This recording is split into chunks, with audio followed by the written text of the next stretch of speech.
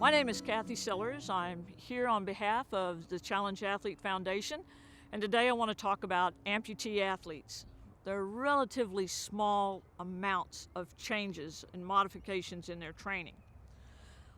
A leg amputee can do all the box jumps, all the plyometrics, do the long jump, everything that everybody else does in their training. They can do it. One thing that you have to understand, though, is it depends upon how long they've been an amputee, because that residual limb has to get tough when it goes into the prosthesis, if they're using a prosthesis.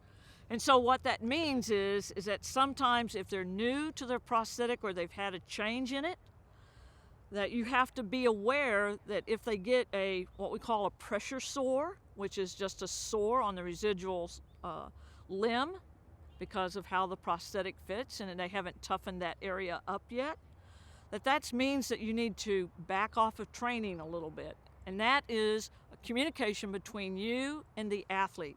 Sometimes another limitation could be rain. It could be sweat, because if you think of your own body, if you put your leg into a fiberglass prosthetic, you can imagine that you would sweat a lot. So one of the things that they use is they'll use different ply socks to help keep that prosthetic on. And if it's raining, if they don't have enough plies of socks, sometimes the prosthetic will fall off.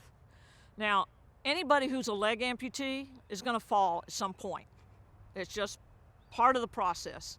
And you're going to see it more often with those who are above the knee amputees. They're going to fall more. Their balance issue is a lot more serious than a below the knee. So those are things that you have to be aware of. Proper fitting prosthetic, when the athlete runs, they should be about 1 inch to 1.5 inches taller on their prosthetic side than on their sound side. And the reason for that is when they sprint, there's a compression issue, and actually the prosthetic will compress and their hips become level when they run. It's good if you can develop a relationship. It's like a three-way relationship between the athlete, the prosthetist, and you as a coach.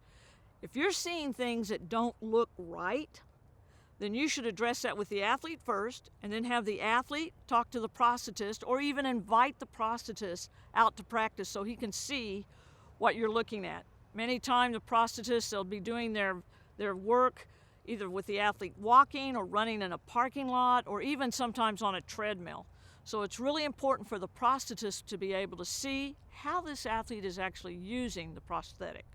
Arm amputees, the difference for them is that they get a modification in the starting blocks. When you're in the start, you want your shoulders to be level in the start.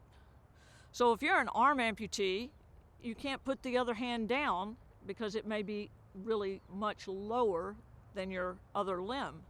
So you can use paint cans, you can make a wooden box, just so that the arm and the shoulders become level in the starting blocks. And that's a modification. It will not interfere with any other runner, and it is one of the modifications that is allowed.